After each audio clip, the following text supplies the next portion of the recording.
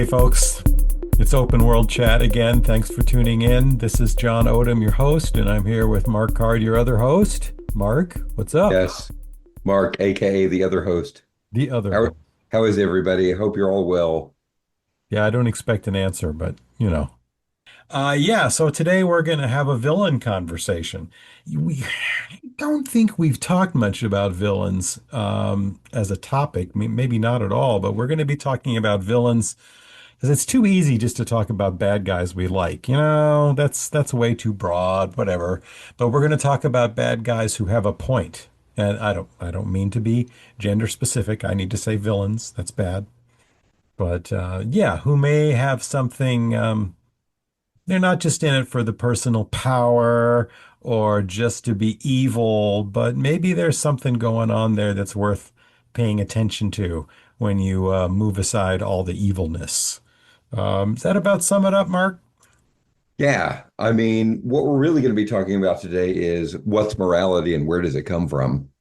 Um, Well, I suppose so. And actions versus words and thought versus oh, the Deeds. whole thing.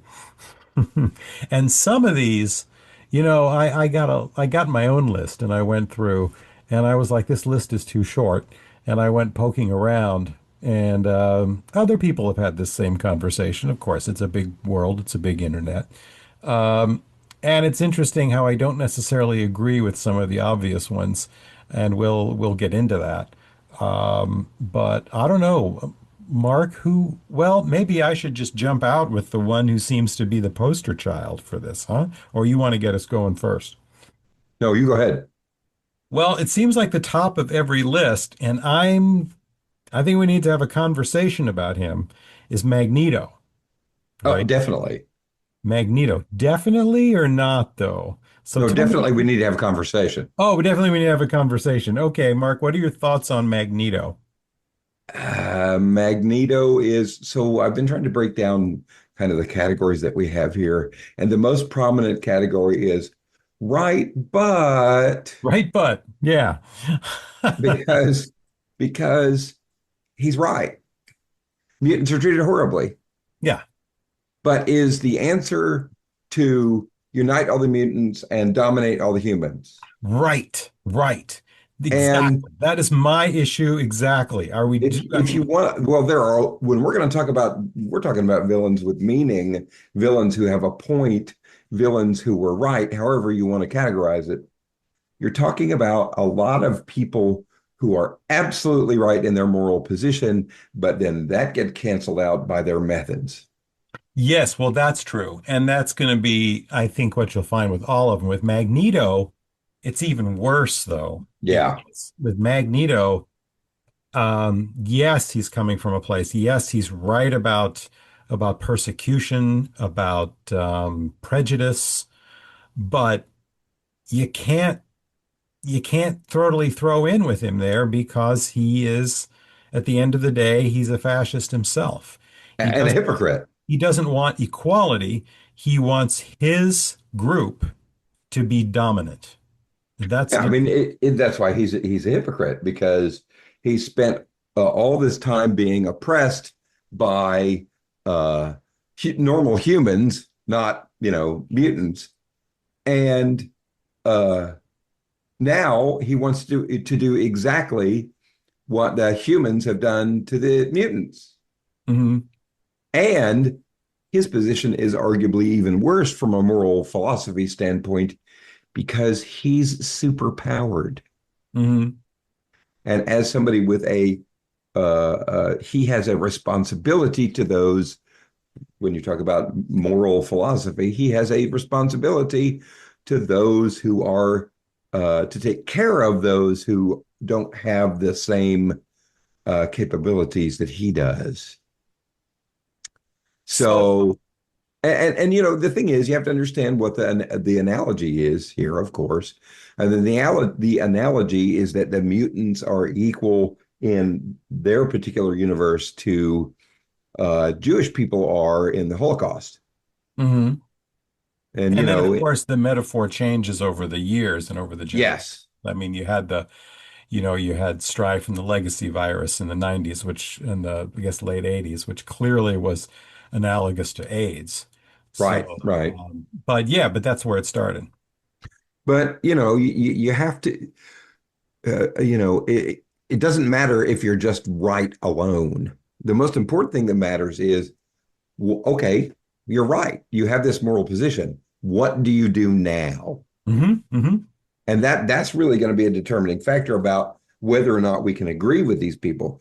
Magneto is right, but you can't then become the aggressor. You can't then become the oppressor once you're in a position to change things.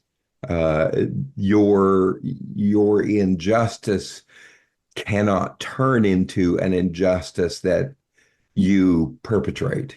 Right. But I mean, then the question is, does he have a point? At some level he does, at another level he doesn't. I mean, it's not just like with what we're going to find with a lot of folks where it's an end justifies the means. It's the idea is right, but the method is wrong. Here it's understandable, but the idea is wrong. Right. Exactly. And we're going to get to another one that I'm going to bring up maybe next. Yeah, well, who did you have in mind? Well, the guy I'm thinking of is the operative from Firefly. Oh, that's a good one to bring up. Yeah, and he is a lot like another one that I've got on my radar. If I know where you're going, I think he's not going to be unlike Javert from Les Miserables. Yeah, yeah. So here's the thing, and what you have to do to understand the operative's point of view is you have to understand who the crew of Serenity really are. They are failed rebels and petty criminals. And they are literally rebelling against a system which, for all intents and purposes, has solved all the problems of the core planets. There's no environmental problems. There's plenty of food. Everyone has shelter. Everyone has education. Um, and from the perspective of the society which the operative works for, and this is another thing we're going to get into, is from the legal perspective, the operative is right. These people are petty criminals. They're former rebels. They possess a woman who is a massive weapon of destruction, River Tam, because, she can kill you with her brain. Um, and they're hiding her. So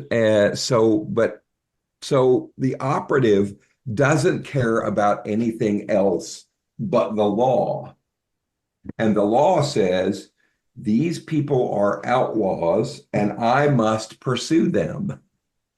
Well, never mind that the law and the society that the law represents tried to create a perfect society on another planet by giving everybody a tranquilizer uh, that went wrong and made everybody cattle, or almost everybody cattle, and a small number of people on that planet wolves.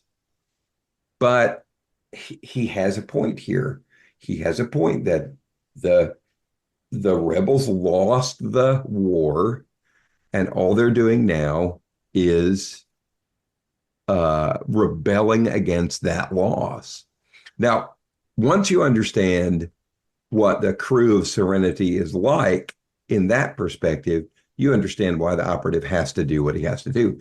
Even and actually, he's kind of morally responsible from that framework of morality because he knows he is not going to be allowed to live in that perfect society he's trying to develop. Hmm. They're not going to let him stay because he's the instrument to get to that society. And once that society is achieved, he has to go away and forcibly go away.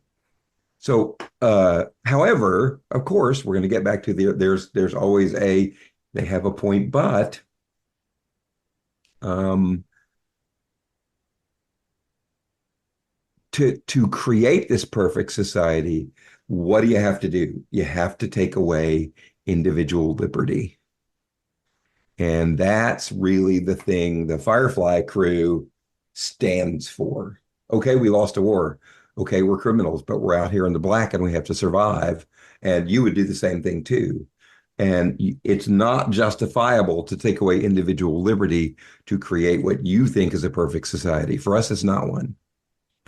See, I'm going to disagree with you a little bit on this one, but only in the most nitpicky, pointless, petty, pedantic of ways.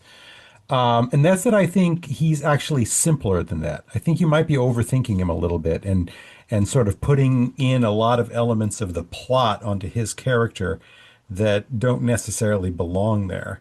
The reason I brought up Javert is I think they're similar. I think at the root of it, the operative in is a law and order guy. He's like, there have to be rules, there has to be law, there must be order. And, I am an agent of the those who give us order, the lawmakers. I'm an agent of the law. I do what I'm supposed to do because we must have order. And I think the same thing is true in Les Miserables. I think you've got both of them who were all about order, law, order, order, but at the expense of justice. Well, here's the thing. I'm going to push back a little bit by Mhm. saying this. I think he's thought it through. I don't think he's just a true believer who hasn't thought about the consequences of his actions. And the reason why I say that is because he says when Mal tries to explain to him his justification for what he's doing, he says, "I don't care.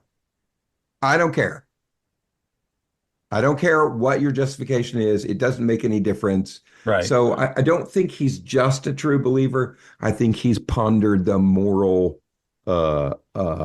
consequences of his actions and said, "I don't care. Don't matter what. It doesn't matter what it is. We have to follow the law here." Oh, I could So see where he's not necessarily defining him. Well, that's right. He does not define himself as a moral person, does he? He says, I'm a no, bad guy. Where Javert would very much see himself as yeah, a pinnacle of morality. yeah, and the operative, it does not care about justice. He does not care about law. He says, "This is what I've got to do. This is what I'm going to do. They're not going to reward me for it. They're going to punish me for it. I don't care. This is my job. This has to be done." Yeah, I almost see him as I don't know about the common good. I don't know where to. I would have put him as lawful neutral, but I'm not sure now. There's also there's the who's the real villain with a point, you know. Yeah. And what jumps to mind for me is King Kong, you know. Continue. Um, well, King Kong is on his own, so he's a victim, but then he starts going after people. He is the monster of the story. But Yeah. is he really the villain of the story? Um, I think that's it's too soft. It's he's too much on the border. I don't even know we can call him a villain at all. I should take that back completely. Um, Well, because Kong is he I think to be a villain, you have to have a sense of morality. he's pure villain. Well, I think he does have a sense of morality, as indicated by his affection for what's her name? Whose name escapes me right now. But I think that affection is our indication that this is a character with agency, a character with some sense of emotional and is capable of creating emotional connections with other beings. I mean, less so in the original. In the original, he's really just a monster. Yeah. But since he's been done, the one in the 70s, certainly the Peter Jackson one that probably more people know at this point. He Oh was yeah. he was different. It was different. Interesting.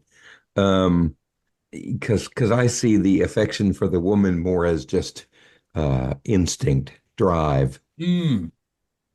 Except, no, except he makes a decision to sacrifice himself for her. He puts her Yeah, that's down so true. he That, can yep, yep. save You're right. You're right. You're right.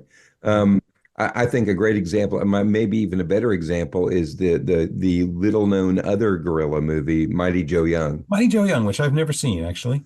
Yeah, I like it better than King Kong. Oh, no kidding. That seems kind of sacrilegious. No, that's okay. I'm allowed to be sacrilegious. I'm allowed to be a heretic. In fact, it's usually my default position. Right, right.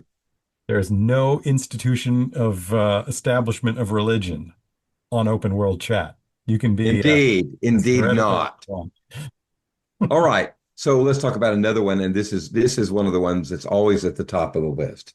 This is always at the top of the list, or many, many lists. And I think this guy has the strongest case as being a villain who was right. And I think the but is a not quite as big in this particular situation, if you'll excuse the pun. Um, Killmonger. I figured you were either going to go for Killmonger or somebody else we'll get to, inevitably. But Killmonger, yeah. Um, Killmonger is absolutely 100% right. Wakanda is hurting other people by remaining isolationist. right. And the fear of the outside and the fear of exposing your society, it's pure xenophobia.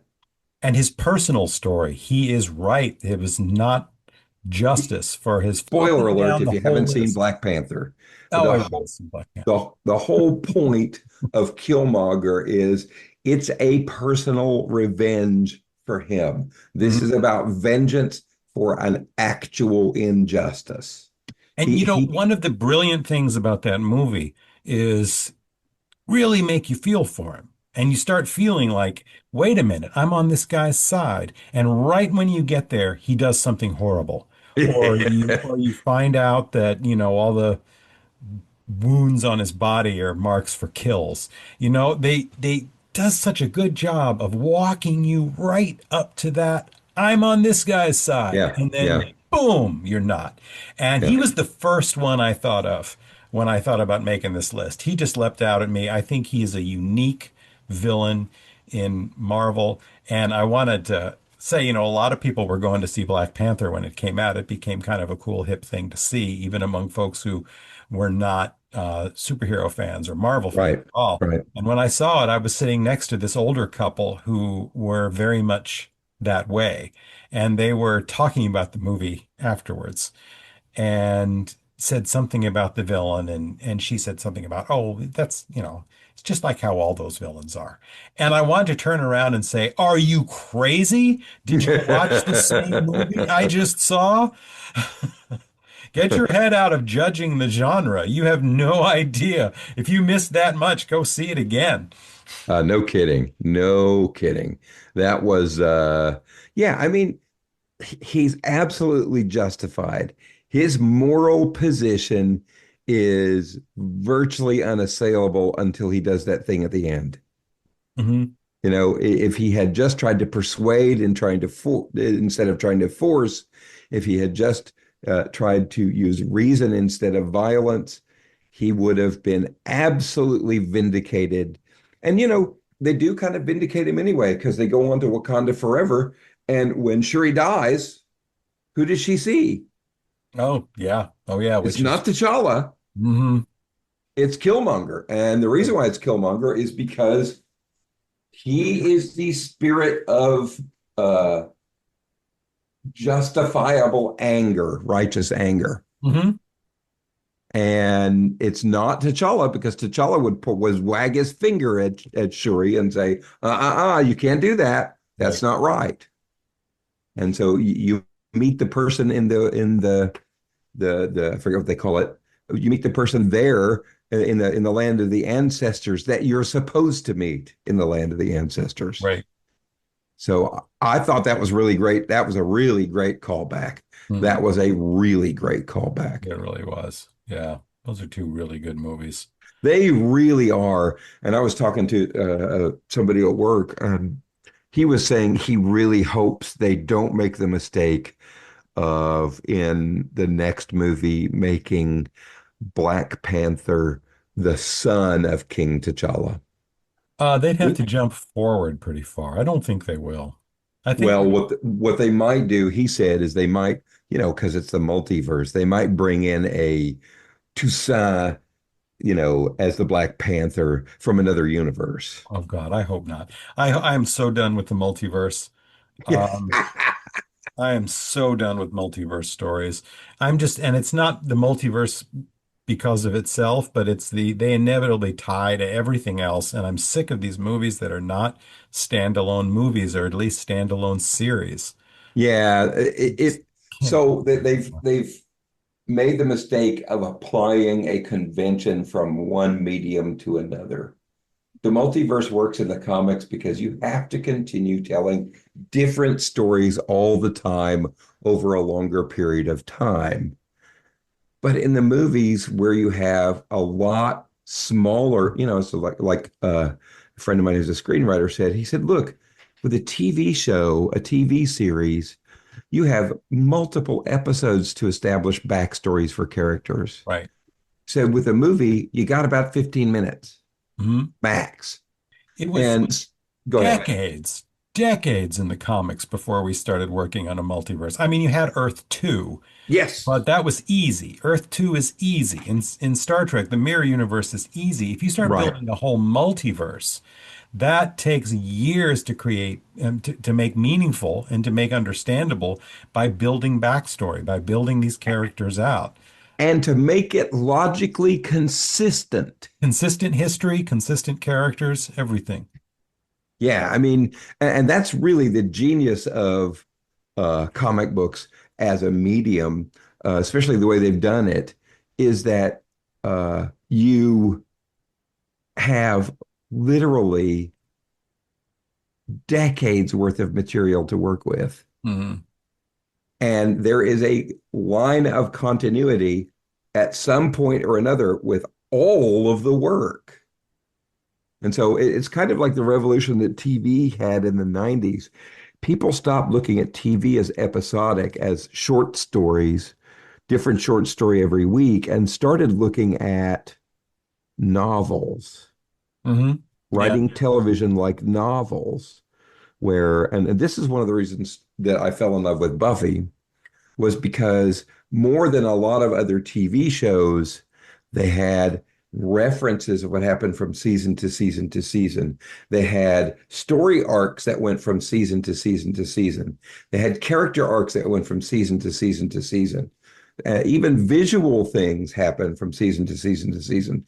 And then when both Buffy and Angel were on the same network, they intertwined those together too. And Mhm. so I think this is really kind of a mistake they make by trying to do the multiverse the way it is in the comics in the movies, because the two media cannot do that.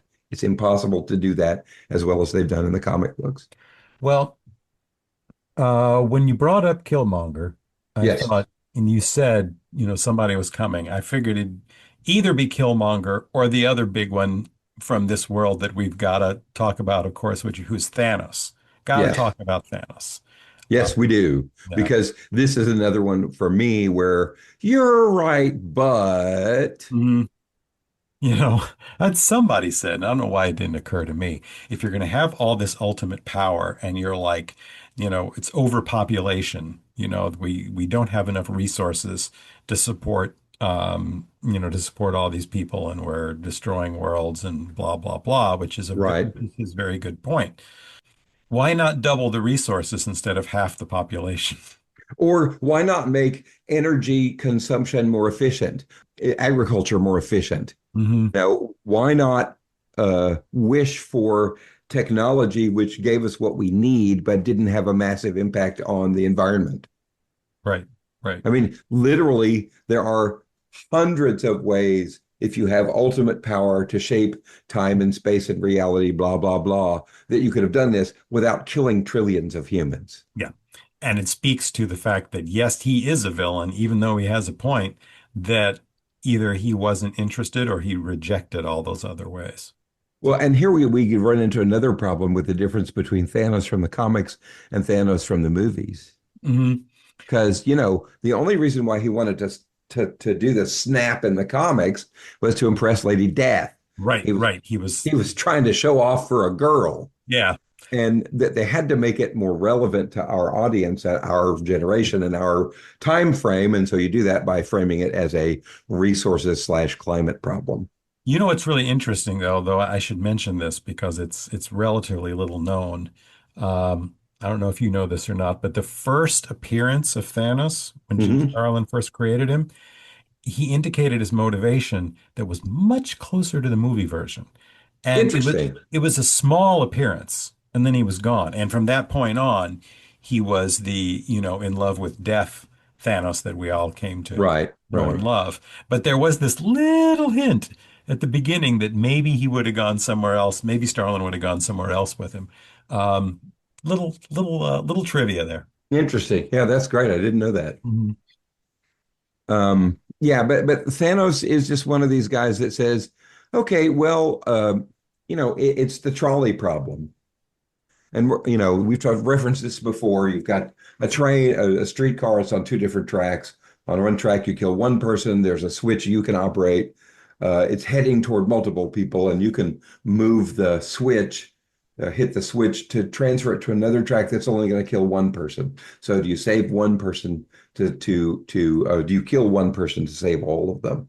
And there are other ones that are going to come up using the exact same logic. Oh, well, we have to kill this many people over here to save way more many people.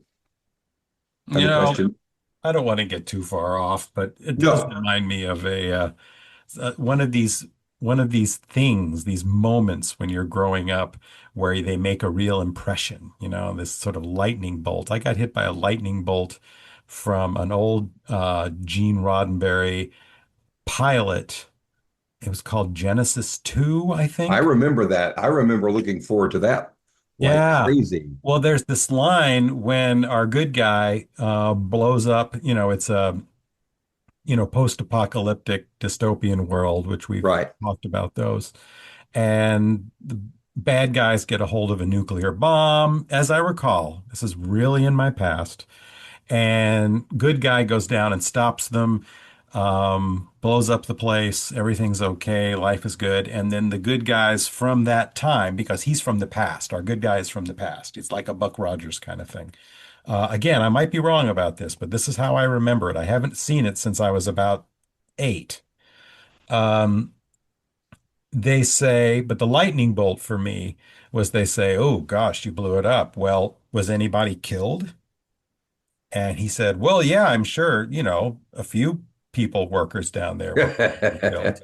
And they just looked at him and they said, "It's that." And he said, "Well, it's to save millions." And they said, "It's that kind of reasoning that destroyed your world." Right. That just was like, boom. I was just like, whoa, oh, mind blown. Still blows my mind. But anyway, so that was my aside with what you were saying, with the trolley thing. And I will also say, if you haven't seen the series The Good Place and you like Oh the God, trolley yes. problem, go check it out. Oh yeah. Just for Kristen Bell's performance. She is genius in that. And the other thing I really love about that is the Chidi character. He totally represents the paralysis you can find in moral philosophers. I know what I should do, but oh my God, how do I get there? It's Anyway. really great. That's a great show. We're not going to spoil it. No, but the trolley problem for a part of it f figures prominently, and you should go check it out. It sure does. It sure does. Did you have someone else you wanted to mention? Because I got a couple to go through here. I've got several. Oh, This is the one that you're going to object to, maybe. There are two episodes of Deep Space Nine where Captain Sisko is a straight up villain. mm. In the pale moonlight, is that, are That's one you, of them. you're on the villain side of that? I have a very hard time with him in that too. I worry. It's shaped my whole view of that series. I think in a way they break Star Trek. They do. They absolutely do. In the same way that they broke Star Trek by introducing Section 31.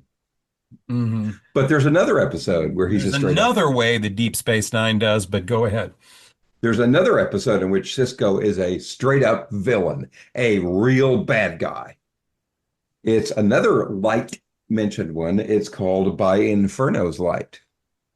Oh, which one was that? That's ringing bells are going off like He's crazy. chasing the Maquis guy, the former Starfleet officer who's a Maquis guy, and that's the one where he sends a probe to poison the atmosphere of the Yeah, planet to yeah, kill everyone on it unless he surrenders, yeah. unless the former Starfleet officer surrenders. That is straight up villainy. That is a war crime. Now, the reason why people support Cisco is Starfleet, the Federation, they're perfect. They've created this utopian society. So it's okay to purposely blow up a Romulan officer and diplomat and then blame someone else for it. Or, yes, we're going after the Maquis, somebody who was a traitor to the Federation and has killed lots of other people, but we're going to do the exact same thing he did. Yeah. Yeah, And I used to full Cisco's right yeah. here, but what he does cancels all of that out. Full disclosure, I used to have a very hard time with Deep Space Nine. I still do. I almost have to look at it as history. It works better as Starfleet history than current Star Trek. It's, I mean, the things that are justified, or and they try to tread carefully and they fail. Um, you know, Cisco didn't know about the assassination plot to bring the Romulans into it. He finds out and objects, but then at the end, no, it's fine. Yeah, Whatever. yeah, he doesn't report it to Starfleet. He Yeah, doesn't do any of that stuff. he doesn't care. He doesn't do what any military officer in any democracy would do, which is rat them out. Say, hey, look, I participated in this, but it's terrible, and we can't do this anymore, and I should be punished. Yeah, Deep Space Um, Nine is problematic in a lot of ways, and that's top of the list right there. that's just because you're a Gene Roddenberry loyalist. I think for the that kind of moral dilemma, something that we deal with, and we're dealing with that right now in Mhm. a democratic society. People who are intolerant can't be tolerated because the entire existence, the entire point of existence, the entire mission for fascist society is to destroy democracy. Mhm. And so, yeah, sometimes I don't know, maybe you have to drop the atomic bomb to stop fascism. Mhm. I'm not saying that as a flippant comment. I'm saying that's the way people think. Yeah. You know, So Cisco is a bad guy. He is a very bad guy. or But he because, was a couple times. It's a yeah. lot of stories. Oh no, I agree. I Yeah. agree. There are other times when he's a really good guy. Yeah. Um, uh, but this is what I like about Cisco as a character. He's not Captain Kirk, who always does the right thing and always finds a way to use logic or an appeal to emotion to convince people to do what's right. Yeah. He has to deal with difficult decisions the way people who are in command of others and make life and death decisions have to make. He behaves, there are always going to be trade-offs. There are always going to be problems. There are always going to be conflicts of how you're doing things. So you make me think we've talked about somebody, Star Trek or at least Earth in the Yeah, Federation, being this utopia that he is not directly acting against, but acting in sort of contrary to. But I can think of one who directly takes on utopia and has very good reasons to do so. And you don't get this from the movie. You have to look into the lore and the books and right. such. But Count Dooku, Yep, yep. This is another one that's always in the top three. yeah, yeah, that's a big one. Actually, I didn't see him pop up that much. I was a little more proud of myself for thinking about that. But Yeah, he's a Jedi. He gets disillusioned with the Jedi Order and the Republic, thinks they're corrupt. And, well, I mean, corruption is a question, but he thinks they're too powerful, which he was Yeah. right about. He thinks they were slipping towards, that the Senate was sort of meaningless and that they were essentially in some sort of theocracy. And he was right. He was right Yeah. about that. Becoming a Sith was the wrong answer. But he was right. It's a false utopia. All the memories of justice and peace and harmony in the old Republic in the original trilogy, they're not quite right. Well, all of that can be summed up in the dialogue between Obi-Wan Kenobi and Anakin Skywalker on the volcano planet, where, that's the whole thing about I brought peace, justice, blah, blah, blah to the galaxy. And Obi-Wan says only a Sith deals in absolutes. Right. Well, that was just an absolute. Yep. Well, and it was, but then if you step back and you listen to the critique from Dooku, the Jedi are dealing with absolutes in every bit as much. That's exactly what I'm saying. That's what you mean. The Okay. Yeah. Jedi they are so Oh, I blind see what you're saying. Yes. to their No. idea of what justice is and the perfect society is.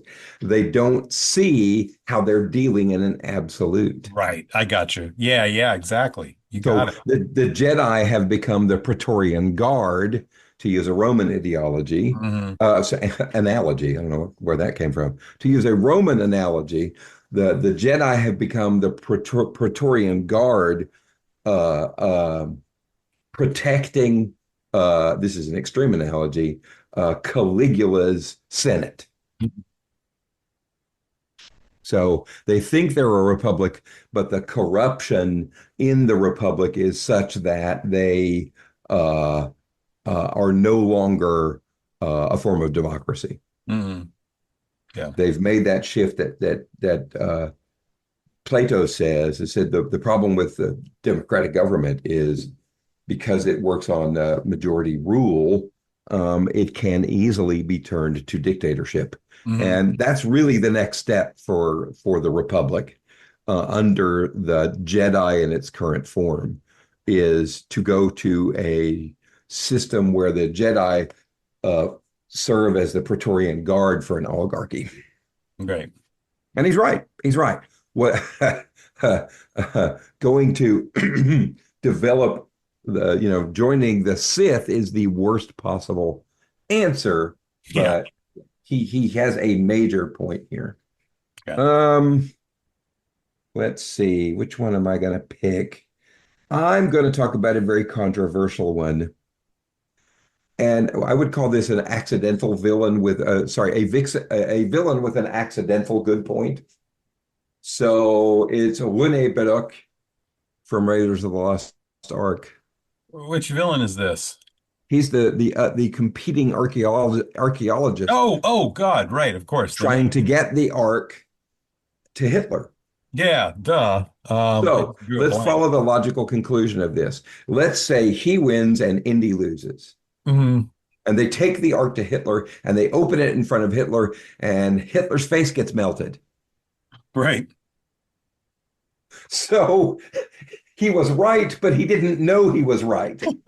And he was a straight up villain because he was basically almost worse than the Nazis. Because why was he doing this?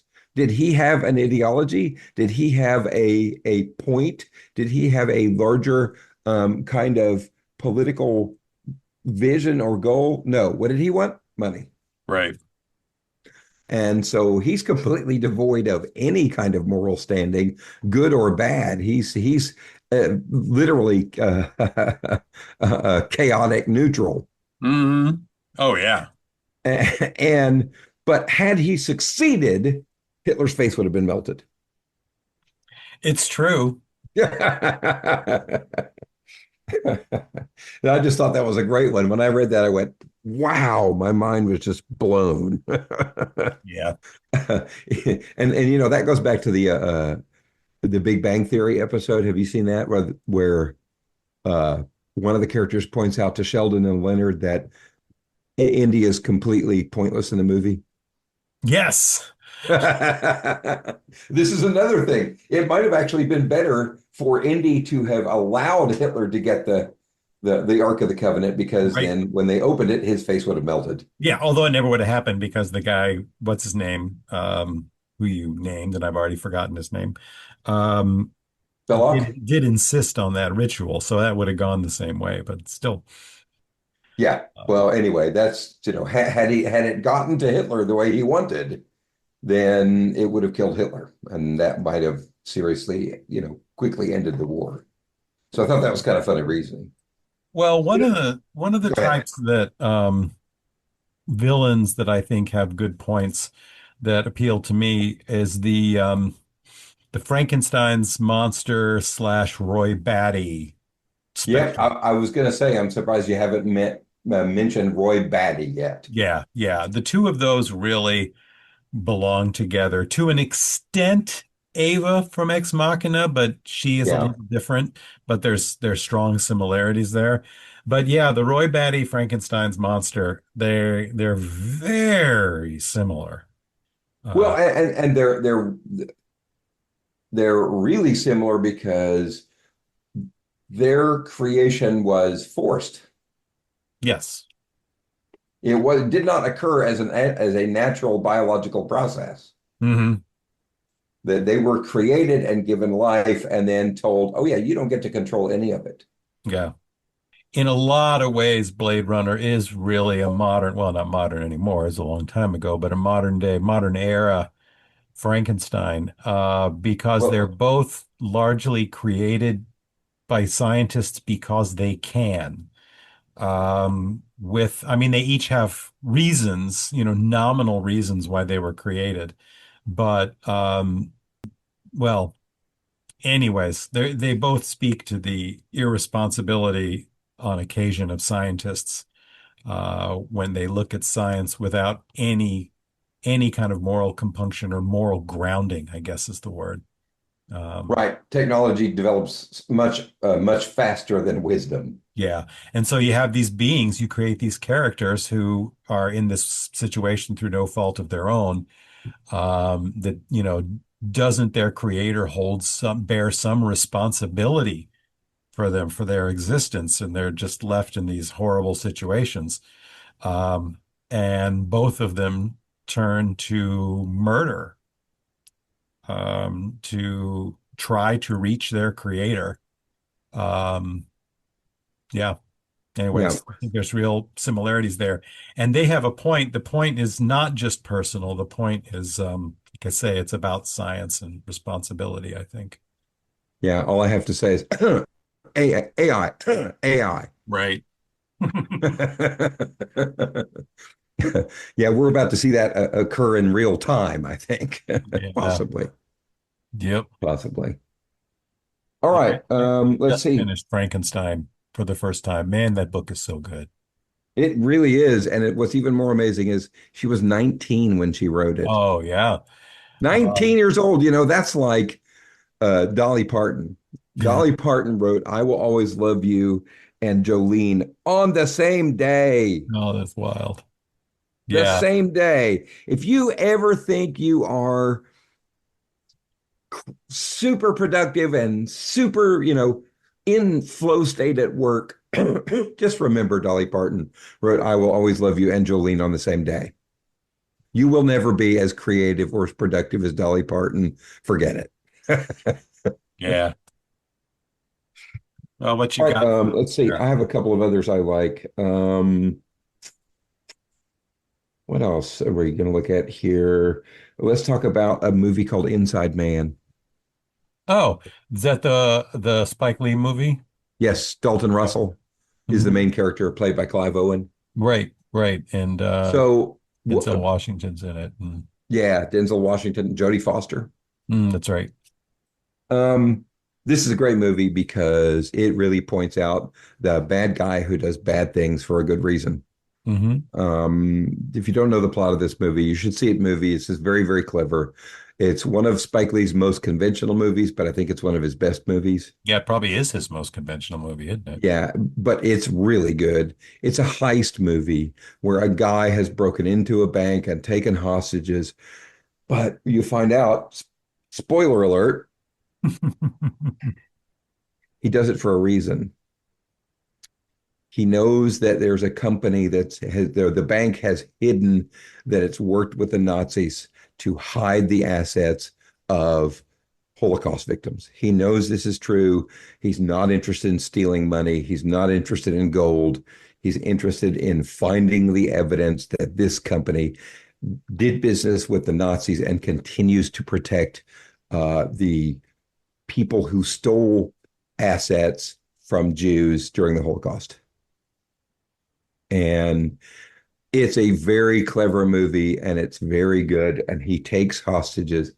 And I don't remember if anybody gets hurt. I think somebody gets hurt, but I don't think anybody dies. Mhm. And then he finds a way to escape completely scot-free. But still, again, this is a good intention, bad uh, efforts. Yeah, and it's a good time to mention too that we're not talking about anti-heroes. It makes me think of Dog Day Afternoon, uh, No, yeah, this is where Al definitely Pacino, not an anti-hero. This is a right? straight up villain. It's a This is the straight up people. villain. But it's interesting how the lines can get a little close, can't they? Yeah, Wouldn't have thought of that until you mentioned a robbery movie. yeah. Got me thinking. It's a heist, and he puts other people's lives in danger. Uh, he does commit violent acts. You when you people don't understand this, just pulling out a gun in front of somebody is legally an act of violence. Hmm. Pulling a gun, whether you point it at them or not, that's violence. But he's doing a good thing, but he's doing it in a very bad way, and you have to demarcate a line. So the one that I think that we've mentioned that runs closest to an anti-hero is Killmonger. Mm. Yes, I yes. think he's the closest thing you get to it's a very big question. Is he an anti-hero or is he a villain for most of the movie? Yes, and that's where I was saying I think part of the brilliance is the movie is they walk you right up to anti-hero and then smack you in the face. Yes, and then there's just something you can't come back from.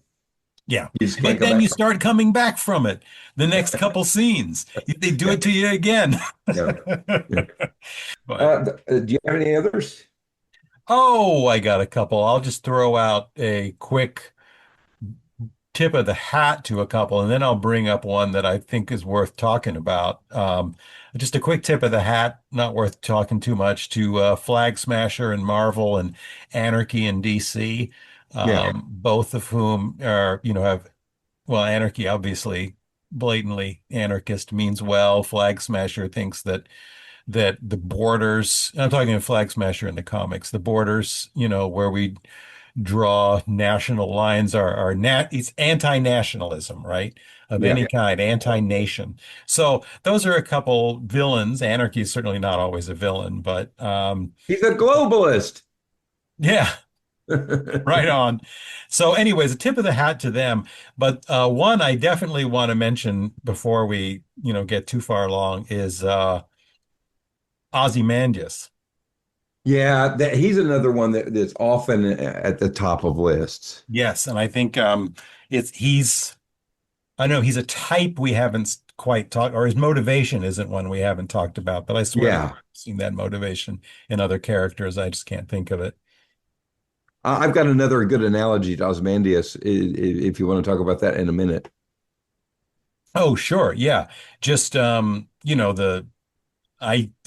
this is something I imagine folks who are listening to this have seen, but his motivation is that the violence in the world and the rising nuclear threat, the world is going to tear itself apart unless it can somehow be united against a common enemy. Oh, Right. oh, that's what I was thinking of. It's that Outer Limits episode. Um, Oh, shoot. There's an Outer Limits episode that's just the same thing where they are transforming somebody into a monster to fake an alien invasion, to try to Uh, bring people together. That's right. That's right. God, it was almost lifted. Ooh, I forgot all about that. But anyways, so that's probably what was driving me crazy.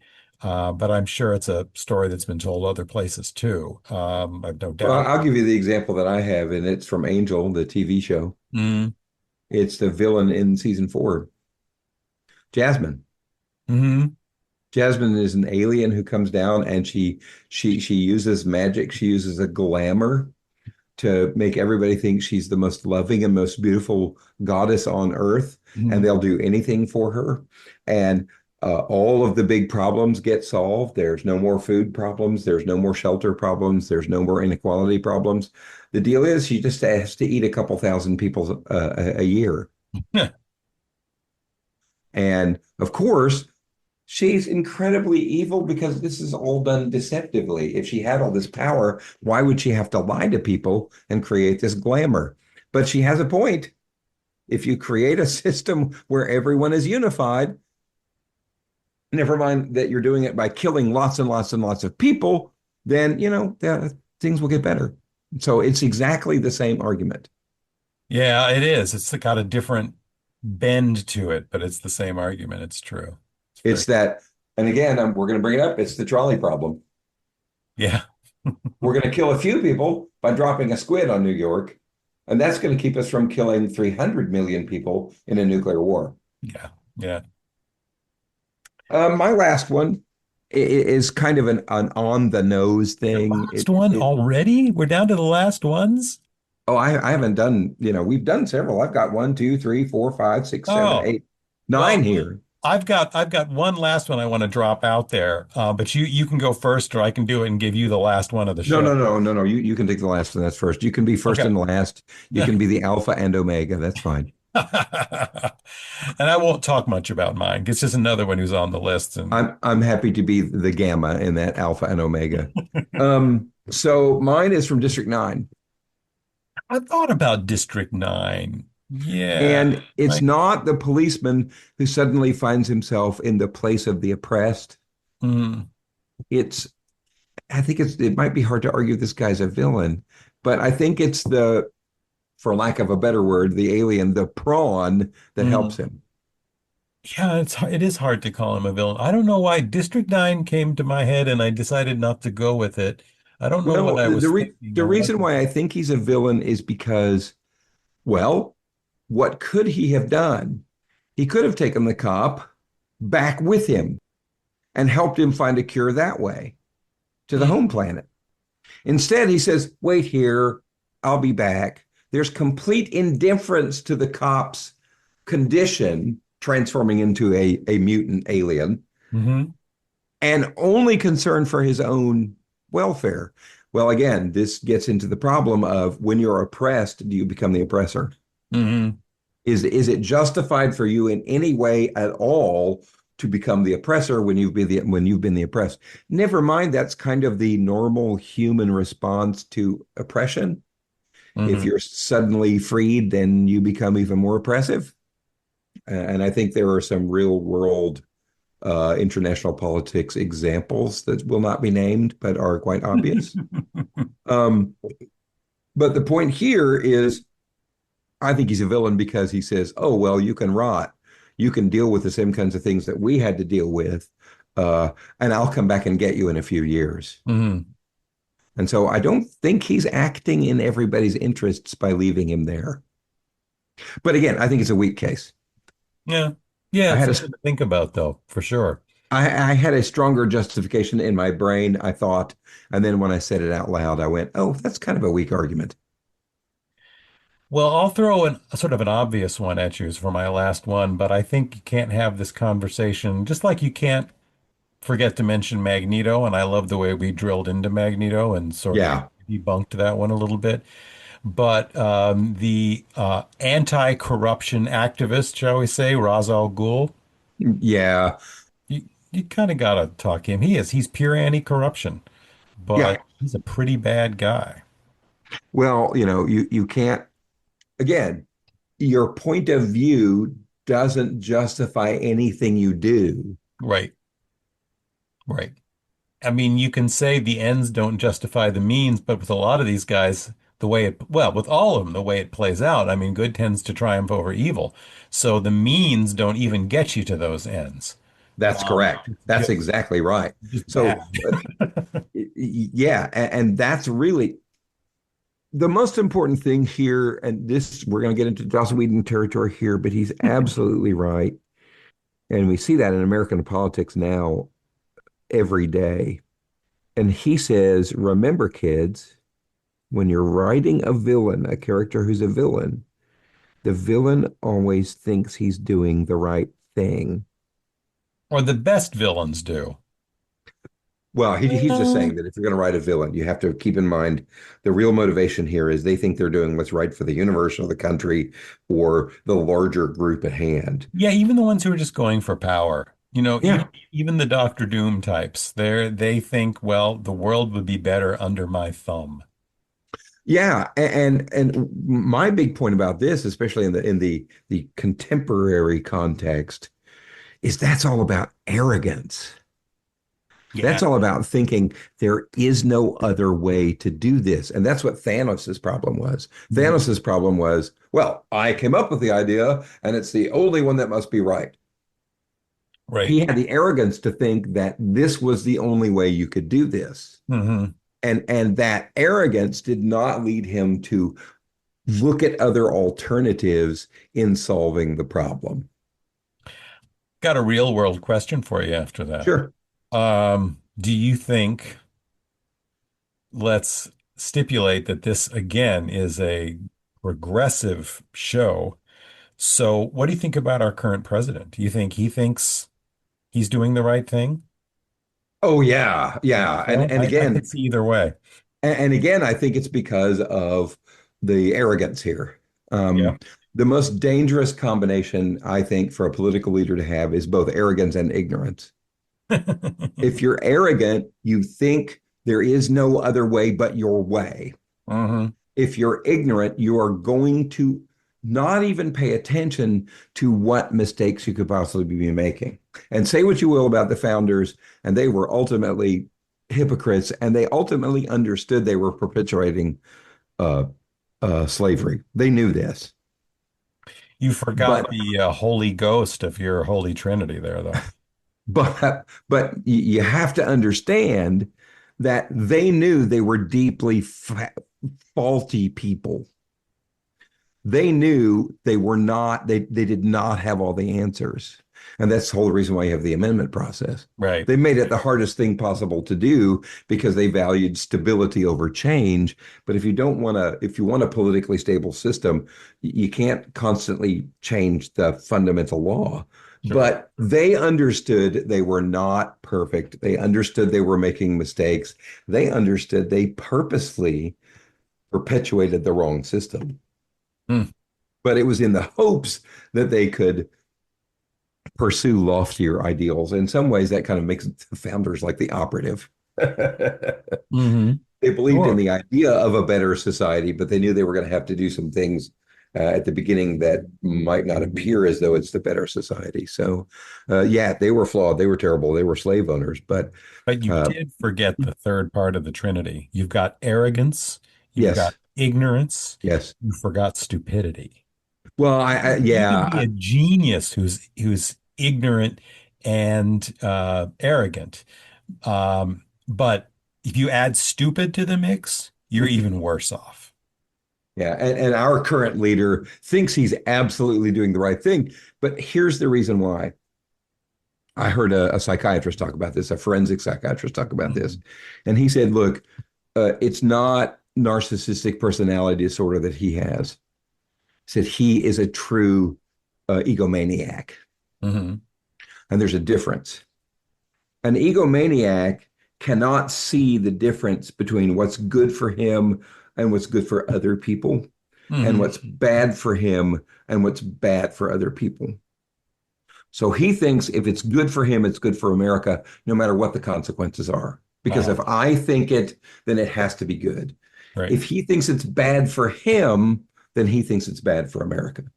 Yep. And the reason why that works with the public, and look, people really make a mistake when they overgeneralize what Trump supporters are. There are many Trump supporters who have professional degrees, although fewer now that he changed the law, who Mhm. are smart people who have gone through difficult training processes to get to their jobs, who are not stupid, that fully and completely support him. And here's the reason why. They don't want to look at complicated things. Oh, that's an interesting thought. Yeah, I can see They that. That's want to good. look at, oh, this is black, this is white, Yep. this is right, this is wrong.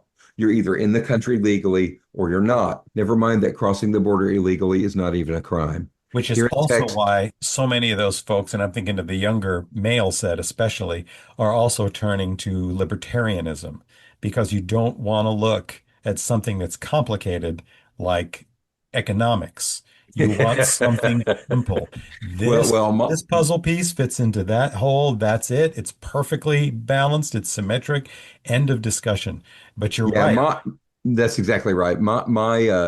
My general critique of libertarians is that they live in a fantasy world and don't understand how the real world works. They don't. They don't want to because, as you said, it's a perfect comparison. They want simple. Yeah. They Yeah. need simple. And as a result, they come up with the dumbest arguments on the planet. They know, and they think Well, they're such geniuses. Oh, if it requires other people's labor, then you don't have a right to it. So we don't have the right to anything. yep, We have a right to nothing. yep. Taxation is theft. Okay, are you going to provide your own nuclear deterrence? No, you're not. Why? Because you don't have the money to build nuclear weapons. Hmm. Yeah, libertarians just don't understand how the real world works. Yeah, They think I am Atlas and yeah, sure. I am completely self-sustaining. Yeah. I need no one and no one does anything for me.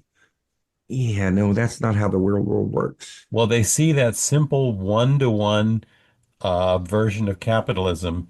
They say it works. It's so simple. It's right up in front of us. So if you don't see something so simple, you're an idiot. When the fact is, what they're looking at, it's not simple. It's simplistic, Yeah, yeah, and it's yeah. My favorite one is this. It's Uh, well, if we just left everybody alone, people would do the right thing. people are gray. That's the left libertarian view. That's the anarchist view, which I'm very sympathetic to, but it just doesn't work. It's also the basic libertarian philosophy. Mm. That is, don't tax me, don't make me do things for other people, and everyone will just magically do what's right. Well, to them, I say, how about COVID? COVID destroys the libertarian argument. Just does. Mm. If you left people alone, which they were more or less largely allowed to do, some people ran toward the zombies. Some people said, I'm not going to take that vaccine because I don't want to be inconvenienced. Hmm. I don't want my rights trampled on, as if Yeah, you anybody don't was have a going right to do to it. endanger other people, you nitwit. Yeah. Oh well. But yeah, it's yes, Trump absolutely thinks he's doing the right thing because he thinks if whatever's good for me, it's going to be good for everyone. And he's arrogant, ignorant, and stupid. Yep. Oh, yep. And the other thing is, this not only makes you this is the worst thing you can do to be a leader of a country. It also makes you the perfect target for espionage recruitment Sure. Yeah, that makes a lot of sense. Wouldn't have because thought you're about arrogant. So you think, oh, they're not manipulating me. it. Mhm. I'm manipulating them. And you're ignorant because, well, you don't know just how insidious it can be. And you're stupid because you are being manipulated and you're not that smart and you don't know what's going on. Right. Exactly. So and the whole the vanity for him, it's he is the perfect target for recruitment. And I am not the only one who came up with this. I've had actual professional spies tell me this. Uh-huh. Yeah, I see it totally. That if you want to recruit somebody, if they're arrogant, ignorant, and stupid, they will to betray their own country at the drop of a hat. You just have to figure out what motivates them. That's it. Yep. So Vanity. yeah. Really. All right. I think we've beaten this I horse. think we have. I think we've gone off onto another horse entirely, but Yes. that's what we Yes. do. The difference is we beat the dead horse first, and now we're beating a living horse. And I don't like where this has gone because I don't like being mean to animals. So we're going to end it now. Sounds good. All right, folks, thanks for listening.